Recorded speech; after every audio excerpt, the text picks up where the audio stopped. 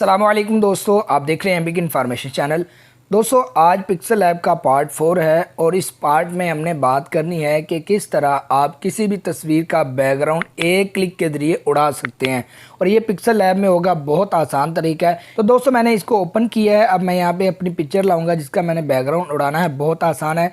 उसके लिए मोबाइल की गैलरी में जाएंगे। मोबाइल की गैलरी में जाने के लिए आप प्लस के निशान पे क्लिक करेंगे और यहाँ पे फ्रॉम गैलरी पे क्लिक करके मोबाइल की गैलरी में जाएंगे और तस्वीर लेकर आएंगे। मैं तस्वीर लाता हूँ और आपको मुकम्मल प्रोसेस बताता हूँ। तो जी दोस्तों, अल्हम्दुलिल्लाह मैं तस्वीर ला चुका हूँ। अब ये छोटी है, हम इसको बड़ा करेंगे। एक तरीका ये है, हम यहाँ से बढ़ा लेंगे। दूसरा तरीका ये है, हम यहाँ पे क्लिक करेंगे और यहाँ पे रिलेटिव साइज़ आपको नज़र आएगा। आप यहाँ पे क्लिक कीजिएगा और यहाँ से इसका साइज़ बढ़ा लीजिएगा। ये साइज़ पूरा आ जाएगा और ओके कर दिया।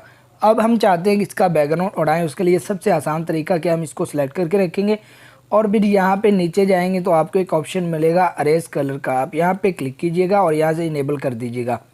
अब इसने जो कलर पिक किया है वो है सफ़ेद, ठीक है। वाइट कलर ये खुद पिक कर लेता है, लेकिन हमने इस कलर को उड़ाना है जो इसमें रेड कलर का नज़र आ रहा है।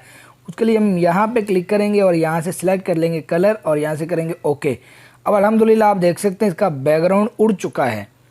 यानी इसका जो बैकग्राउंड हमने लगाया था वो उड़ा दिया है। सिर्फ एक क्लिक के जरिए कलर को हमने किया पिक और फिर यहाँ से कर दिया ओके। अल्हम्दुलिल्लाह आप देख सकते हैं ये कलर बिल्कुल उड़ चुका है। आप भी इस तरह काम कर सकते हैं। उम्मीद है दोस्तों आपको ये वीडियो पसंद आई होगी।